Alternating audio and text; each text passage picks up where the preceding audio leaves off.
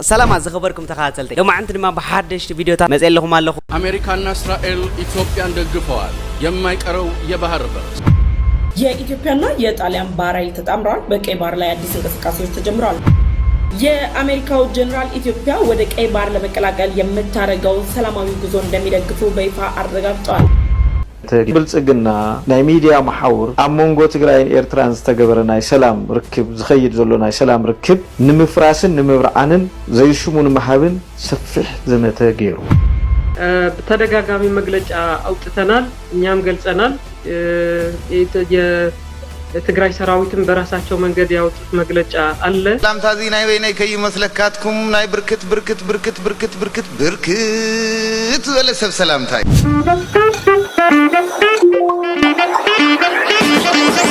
ተማብሪስ ዝራኩም ምን ቪዲዮታት ሓብርና ሪአክት ላገበርና ክንጸንሒና ናይ ጻንሒት ኮኖ ለኩም ተመንየ ፒስ سلام كان يوردل سلام أولي حنن بعلمه سلام يوردل إرترا كونتين بمقار دقاقبنا نزارو سوخ بمال إرترا بناي قول عمخنيت سوخو بيلوت نحو مجمّر أب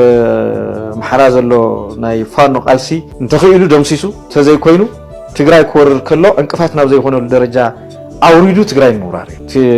رول مابوس بزعم كليريو بحار تقراي مستقاط أتركا بدحريو أبر هاند حسكان إيرترا سافكيت مغاري تدهان تنا إثيوبيا مكساس كاتش أفلي أول لو مالتي بوتناتو بلانيت نقرا كازلو كم زغيري تشوفلو تحساو هر تግራይ مستقاط أتركا إيرترا بينا دوم مستبل ناي تግራይ غلوتون ناي تግራይ غلوت كلكا خلخو دحر بنابلصغنا محاورن محدرا نوزي تزرغح خوينو سون غفيفو خواغي تግራይ كواغاي كاي ممارق سلازيولو بيوند اوف ذات تناي تግራይ ቦታኽ ሕዚ ማለት እዩ ሶናው ኤርትራ በጣም ይጽጋዓሉ ማለት እዩ እዚ ምስ ሓዘን ኤርትራ ብድሕሪው ድሌታቱ በኃይል ከማለ ጸንቶ ምግባር እዩ ሙራር ኮን ይግል ኻሊ ኾውን ይግል እዚ ግልጽ እዩ ሶ እዚ ግልጽ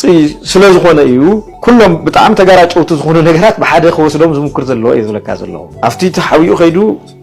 ኣነኮ ሰላም ዝደልየ ናይ ውግእ ባህጊ የብለይን ይብል ማለት እዩ ብዙሕ ይحفرن እንዲ ላውነት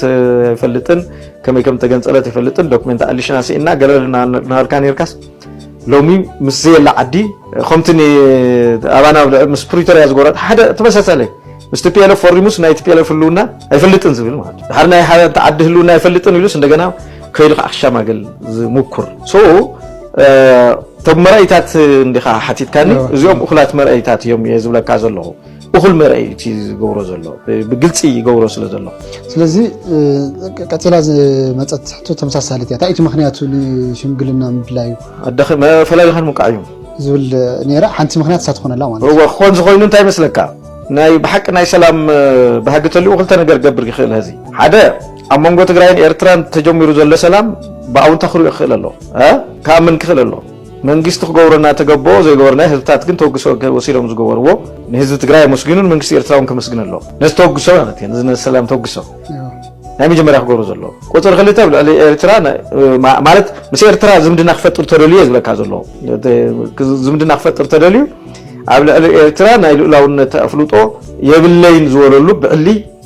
ክኹንነሎ ኣብ ቤት ምክሪ ቀሪውን ይቅርታ ሓተሉሎ ናቱ ቤት ምክሪ ማለት እዩ ኖዚ ዘጓሃሩ ሚዲያታትን አካላትን ጠጠው ከብል ክኽለሎ ኣብ ክንዱ ግን ታኻትር ዘለኻ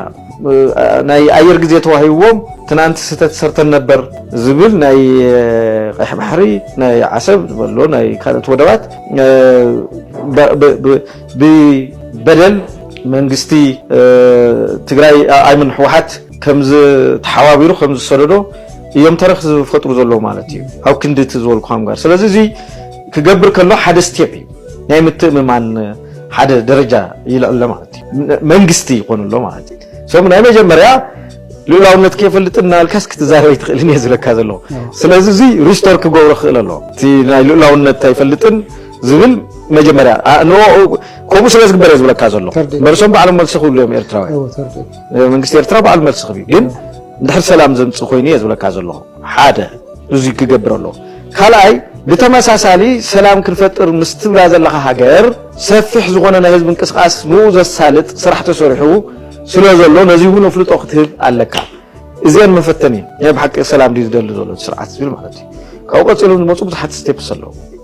أبزغتل دحر دقيم صندو براند ويسن حساب كم زغونا زمسكر بسرات أبقربا جزي خلو نايو كساب شعوغن كل التوعيات مفانو غبرو لكم بعلتاو زينا ددبيت ميديان جمر الركب أمريكان إيرتران تتناخيرو كم زغتسلة تغليتهم መንግስቲ ኢትዮጵያ ወደብ ቀይሕ ባህርን ምግባት ኩናት ንሙላዕ ዕኩር ዓመት ኣብዝብለሉ ዘሎ እዋን ኤርትራ ዲፕሎማሲያዊ ስራሕታ ብምጥንኻር ኩናት ንምትራፍ ብዙሓት ክያዶታት ፈጺማላ ኣቀረባ ኣዋርሕ ናብዚ ድማ ጽምዶ ብዝብል ዞባውን ውሽጣዊ ርክብ ብምፍጣር አብይ አህመድ ኩልዑን ዝሓሰበ ኩናት እናመከተቶ ዝመጸት ኮይና ካብዚ ቀጺላ እቲ ጽምዶ ክሳብ አሜሪካ ሃገራት ምብራቕን ሰሜን አፍሪካን ዓሚማቶ ትርከብ እዚ ሓድሽ መርኣያ ዲፕሎማሲያዊ ዓወት ኮይኑ نأبي أحمد المنجس بالتجنان أتيوم وكابزن وبرو فقرا نبوتر نسقات نشميم وميركب كابز خليفو وشتاو كلولاتو سيقو مأزنهم أشحيتو ولهم أمباسادر صوفيا تسفا مريم لعلويتيا مخاريت قدات أفريقيا أمباسادر باتريشا مخوني تقبيلا أبوانا قدات زتكور الركوات أكايدا كمون إيرتران أمريكان أب دبلوماسياون شركنتاون زمدناتات حابيران سرحالو من قدتات أبكت سالوارح كزتيالو مخوانن ون تسماميعون يا إثيوبيا بحر هايل كتاليان يبحر هايل غار سممنت تفرارمو سممنتون يميادمك أو هاگريتوات آليان مهونوا ብቻ አይደለም እዚህ ጋር እንድንመለከት መፈልገው ጉዳይ ጣሊያንን የምታህል ሀገር ኢትዮጵያ የባህር በር እንደሌላት ታውቃለች እንዴት የባህር ኃይሏ ስምምነት ተፈራረመ ለምን እንደው ይሸታል ባህር ይሸታር ባህር አያስብልም ይሄ ጉዳይ ጠቅላይ ሚኒስትር ዶክተር አብይ አህመድ ደፋር ናቸው ደፋር ብቻ አይደለም ብልህ ናቸው እንዴት አርገው እንደሚያሳኩት ያውቃሉ በርግጥ ብዙዎች በመስማማት የሚናገሩት አንድ ጉዳይ ጠላቶቻቸውም ሊደብቁት የማይችሉት አንድ ሀቅ አለ ክቡር ጠቅላይ ሚኒስትሩ አይገመቱ በየትኛው አቅጣጫ ሊያደርጉት እንደሆነ አይታወቅም አሁን አንዳንድ ሰዎች ቅዠት ነው ይሉት ነበር የባህር በርን ጉዳይ በጣም አይደል እንደ የምንቃዠው ቅዠት ይልቅና አንተ ተኝታችኋል እየቃዣችሁ ነው ተነሱ ሲጀመር ቅዠት አይደለም ህልም ነበር ተራ ህልም አይደለም ደግሞ ዜጎች ተባብረው ጀግና ኢትዮጵያውያን ልጆች ተጋግዘው የሚፈቱት ህልም እንጂ የጠየቅነው ሐቃችንን የምንሰራው ለሐቃችን በሐቅ ነው እንግዲህ ጣሊያን ናት አሁን ከኢትዮጵያ የባህር ኃይል ጋር የተፈራረመች የኢትዮጵያ የባህር ኃይል መልህቁን የት ለመጣል እንደሚሰራ ታውቃለች ምናልባት ወዲያ ፎርቂ አይ እውነትም አናሎግ ነኝ ዲጂታል ገጽሜ እንዳልሆን ሆኛለሁ ያስባላቸው ስምምነትም ሊሆን ይችላል ጣሊያንና ኢሳያስ አፈወርቂ ጣሊያንና አስመራ ጨዋታውን ከፍ ያደርጋል እንዲህ አይነት ጨዋታ የምታገኘው 4 ኪሎ ብቻ ሌላ የትም ሱቅ የለም እንዲህ አይነት ከፍ ያለ ጨዋታ ማለት ለዚህ ነው ኢትዮጵያውያን የሚተማመኑበት ሀቅ ኢትዮጵያውያን የሚያሸንፉበት ድል ኢትዮጵያውያን ከፍ የሚሉበት አንጸባራቂ ከፍታ ላይ ናቸው ብለን አፋችንን ሞልተን የምንናገር ስምምነቱ የባህር በሩም እየመጣ እንደሆነ የሚናገር ነው አንተ ቃታ ሲመዘዝ እንደው ከንቱን በኋላ እንዴት ይሆናል ምናምኑና ብለን የምታስበው መሪነት ማለት አለ መገመት ባልታሰበ አቅጣጫ ሄዶ የሚያስቡትን ማሳካት እንደሆነ እንግዲህ እያሳዩህ ነው ብልጽግና ናይ ሚዲያ ማሐውር አሞንጎ ትግራይን ኤርትራን ዝተገበረ ናይ ሰላም ርክብ ዝኸይድ ዘሎ ናይ ሰላም ርክብ ንምፍራስን ንምብርዓንን ዘይሽሙን መሃብን ሰፊሕ ዘመተ ገይሩ ልዑል ኩናት አውጅሉ እዚ ናይ እንታይ መራእያ እዚ ነቲ ሰላም ክቅፅል ኣይኮነን ዝደል ዘሎ እንታይ ዳ ይዝገብር ዘሎ እቲ ተፈጠረ ሰላም ይሕንክር እሞ ክልተ ኦብጀክቲቭ ኣብዚ ክሳኺዕ ምኩር ተኾይኑሉ ኣመንጎናን ኣመንጎ ኤርትራ ዘሎ ዳግም ናብ ፅልእን ናብ ቅርሕምትን ተረዳኻ እንደለኻ ትጋሩን ኤርትራውያን ከይተኣማሙን ገይሩ እንደገና ንሱ ዘለሉ ኩናት ኣብ ልዕሊ ትግራይ ክግበር ተኽኢሉ እየ ዝብለካ ዘሎ እሰምዖን ተረኺቡ ናይ ትማሊ ስሕተት ክደግም እዩ ዝምኩር ዘለዎ እሱ ተኽኢሉ እየ ዝነግረካ ዘሎ ተዘይ ኮይኑ ኤርትራ ኮንቴይን ብምጋር ደጋጊምና ንዛረቦ ሱኽ ብምባል ኤርትራ ብናይ ቆልዓ ምኽኒት ሱኾ ቢሎ ፅኒሑ መጀመርያ ኣብ ምሓራ ዘሎ ናይ ፋኖ ቃልሲ እንተኽኢሉ ደምሲሱ ተዘይ ኮይኑ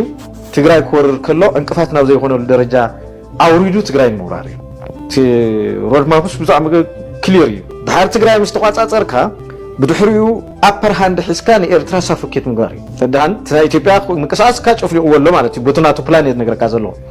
كومز غيري تشوفلو حساو هار تግራይ مستقاط أثركا إيرترا بينا دوم مستبل ناي تግራይ غلوتون ناي تግራይ غلوت كلكا خلخو دحر بنبلصغنا محاورن محدرا نوزي تزرغح خوينو سون غفيفو خواغي تግራይ كواغاي كاي ممارق سلازي يولو بيند اوف ذات ትናይ ትግራይ ቦታ ክሕዚ ማለት እዩ ሶናብ ኤርትራ ብጣዕሚ ይጽጋዕ ኣሎ ማለት እዩ እዚ ምስ ሓዘን ኤርትራ ብድሕሪኡ ድሌታቱ ብሓይሊ ከማልእ ጸንቶ ምግባር እዩ ሙራር ክኾን ይኽእል ካልእ ክኸውን ይኽእል እዚ ግልጽ እዩ እዚ ግልጽ ስለ ዝኾነ እዩ ኩሎም ብጣዕሚ ተጋራጨውቲ ዝኾኑ ነገራት ብሓደ ክወስዶም ዝምክር ዘለዎ እዩ ዝብለካ ዘለዎ ኣብቲ ተሓዊኡ ኸይዱ ኣነ እኮ ሰላም ዝደልየ ናይ ውግእ ባህጊ የብለይን ይብል ማለት እዩ ብዙሕ ይሓፍርን እንዲ ልኡላውነት ይፈልጥን ከመይ ከም ተገንጸለት ይፈልጥን ዶክመንት ኣሊሽና ሲእና ገለልና ናልካ ነርካስ ሎሚ ምስ ዘየላ ዓዲ ከምቲ ኣባና ምስ ፕሪቶሪያ ዝጎረጥ ሓደ ተመሳሳለ ምስ TPLF ፈሪሙስ ናይ TPLF ህልውና ኣይፈልጥን ዝብል ማለት እዩ ድሓር ናይ ሓደ ዓዲ ህልውና ኣይፈልጥን ኢሉስ እንደገና ከይዱ ክኣክሻማግል ዝሙኩር ቶም መራእይታት እንዲኻ ሓቲትካኒ እዚኦም እኹላት መራእይታት እዮም እየ ዝብለካ ዘለኹ እኹል መራእይቲ ዝገብሮ ዘሎ ብግልፂ ይገብሮ ስለ ዘሎ ስለዚ ቀፂላ ዝመፀት ሕቶ ተመሳሳሊት እያ ታይቲ ምክንያቱ ንሽምግልና ምድላዩ ኣደኸ መፈላሊኻን ሙቃዕ እዩ ዝብል ነይራ ሓንቲ ምክንያት ሳትኾነላ ማለት እዩ ክኾን ዝኮይኑ እንታይ ይመስለካ ናይ ብሓቂ ናይ ሰላም ባህጊ ተልኡ ክልተ ነገር ገብር ይኽእል ህዚ ሓደ ኣብ መንጎ ትግራይን ኤርትራን ተጀሚሩ ዘሎ ሰላም ብኣውንታ ክሪኦ ክኽእል ኣሎ ካምን ክኽእል ኣሎ መንግስቲ ክገብረና ተገቦ ዘይገበርና ህዝብታት ግን ተወግሶ ወሲሎም ዝገበርዎ ንህዝቢ ትግራይ መስጊኑን መንግስቲ ኤርትራውን ከመስግን ኣሎ ነዚ ተወግሶ ማለት እዩ ነዚ ሰላም ተወግሶ ናይ መጀመርያ ክገብሩ ዘሎ ቁፅሪ ክልተ ብልዕሊ ኤርትራ ማለት ምስ ኤርትራ ዝምድና ክፈጥር ተደልዩ ዝብለካ ዘሎ ዝምድና ክፈጥር ተደልዩ ኣብ ልዕሊ ኤርትራ ናይ ልኡላውነት ኣፍልጦ የብለይን ዝበለሉ ብዕሊ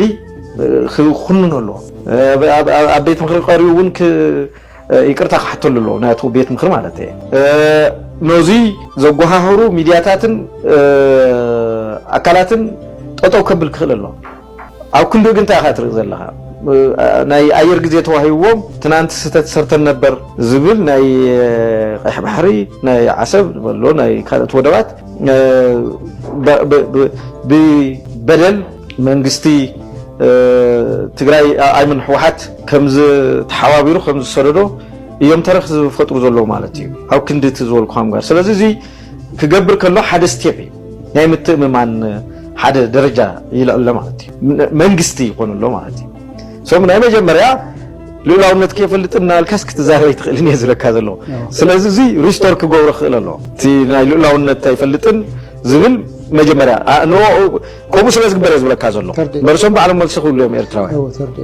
መንግስቲ ኤርትራ በዓል መልሲ ክብል ግን እንድሕር ሰላም ዘምፅእ ኮይኑ እየ ዝብለካ ዘለኹ ሓደ እዚ ክገብር ኣሎ ካልኣይ ብተመሳሳሊ ሰላም ክንፈጥር ምስ ትብላ ዘለኻ ሃገር ሰፊሕ ዝኾነ ናይ ህዝቢ እንቅስቃስ ንኡ ዘሳልጥ ስራሕ ተሰሪሑ ስለ ዘሎ ነዚ እውን ፍልጦ ክትህብ ኣለካ እዚአን መፈተን እዩ ናይ ብሓቂ ሰላም ድዩ ዝደሊ ዘሎ ስርዓት ዝብል ማለት እዩ ካብኡ ቀፂሉ ዝመፁ ብዙሓት ስቴፕስ ኣለዉ ናይ ሰላም ምትእምማን ክትፈጥር ትኽእልስ ብዙሓት ነገራት ኣለዉ ሓደ ብዙሕ ካብቶም ብዙሓት ነገራት እዩ ንህዝቢ ግልፂ ብዝኾነ ነገር እናኸድካ ማለት እዩ ኣብ ቤት ምክሪ እናኣወጅካ ማለት እዩ ኣብ ናይ ኢትዮጵያ ቤት ምክሪ ዝበሃል ንህዝቢ እናኣመንካ ግልፂ ብዝኾነ ንኩሉ ብዘሳትፍ ሓደ በዚ ክብደል ከም ዘይኽእል ናብ ጥርጣሪ ክእቱ ዘይኽእል ዝግበር ስራሕቲ ቀፂሉ ይመፅእ ማለት እዩ ስለዚ እቲ ቀንዲ ዕላማ ንሰላም ዘይኮነስ ብጣዕሚ ኢሉ ዓይኑ ብጨው ዝሓፀረ ምንም ሕፍረት ዘይብሉ ፈላሊኻ ንምውቃዕ ዝግበር ናይ ሰላም ሓቐና እዩ ኣነ ደጋጊመ ተዛርብ እዚ ስርዓት እዚ ናይ ሰላም ሓይሊ እንተኮይኑ ካብ ውሽጡ ይጀምር ምስ ኣብ ውሽጢ ኢትዮጵያ ዘለዉ ብዕጥቂ ዝገጥምዎ ዘለዉ ሓይልታት ካብኡ ይጀምር ሓቃዊ ዝኾነ ዝርርብ ይጀምር እዚ ሓይሊ እዚ ናይ ሰላም ሓይሊ እንተኮይኑ ምስ ትግራይ ዝፈረሞ ኣብ ቅድሚ ማሕበረሰብ ዓለም ዝፈረሞ ፌርማ የተግብር ቀፂሉ ምስ ዓድታት ይገብሮ ተዘይኮይኑ ዝገብሮ ዝኾነ ዓይነት ርክብ ምስ ሃገራት ንናይ ህዝብታት ጥፋኣት እዩ ሻፈ ዝረኣናዮ ማለት እዩ ምስ ቱርኪ ተበልካዮ ዝሞከሮ ማለት እዩ ወላ ቀፃልነት ይሃልዎ ትማሊ ከዓ ምስ ማለጅ ግዛዕ ይብል ነይሩ ንስኣነ ገና ና ብዙሕ ከዲ ኩለን ዓዲ ከም መቕረዊት ድሙ ክበፅሐን ንሰላም ኢኮኖሚያዊ ምዕባለ ተዝኸውን ፀገም ኣይነበረን ግን ህዝብኻ ንምጥፋእ ስለ ዝኾነ እዩ እቲ ነውሩ ዝገብሮ ማለት እዩ በዞም ዝበልኩኻ መርአይታት እዩ ኣነ እቲ ናይ ሰላም ለመና እየ ዝብሎ ንሰላም ምልማን ፀገም ኣይነበሮን ግን እቲ ልኡኽትኡ እቲ ዕላምኡ ሰላም ንምፍጣር ዘይኮነስ ህዚ ከም ድላይ ተንቀሳቀሱ ህዝብታት ንምጥፋእ ዝበድሆ ነገር ዘፀገሞ ነገር ሓደ ብሓደ ጋሊሁ ንምቕፃል ዝገብሮ እዩ ቦቶም ዝበልኩ መርኣያታት ማለት እዩ ነዚ ክሳይ ገብረ ክይረለይ ዝኽእል ጭብጥታት ክሻፍ እዚ ካብቲ ስርዓት ኣይራኾን ነዚ ክገብር ዝኽእል ማለት እዩ ነዚ ክይረለይ ዝኽእል ቶም ዝበልኩ ኻዮም ኣብ ውሽጢ ኢትዮጵያ ዝገብሮ ናይ ሰላም ስራሕ ምሳና ዝኣተዎ ውዕሊ ተኣማኒ ምዃን ንቀጻሊ ሰላም ክፈጥሩ ዝኽእሉ ኩነታት ምፍጣር ንኣብነት ዕጡቋት ከም ምሕጋዝ ኣብ መንጎ ህዝቢ ትግራይ ሓጓፍ ክፈጥር ዝኽእል ናይ ተህዋኽን ናይ ከፋፊልካ ግዛእን ናይ ምድቃቕን ስራሕቲ ጠጠው ምባል እዚኦም መርኣያታት እዮም እዚ ክገብር ከሎ ናይ ብሓቂ ሰላም ዝገልጽ ስርዓት ዝብል እየ ዝብለካ እዚ ምስ ዘይገብር ግን ነቲ ናይ ጥፋኣት ፕሮጀክቱ ከሳልጡሉ ዝኽእሉ ብጣዕሚ ዝሓመቁ ናይ ስልትታት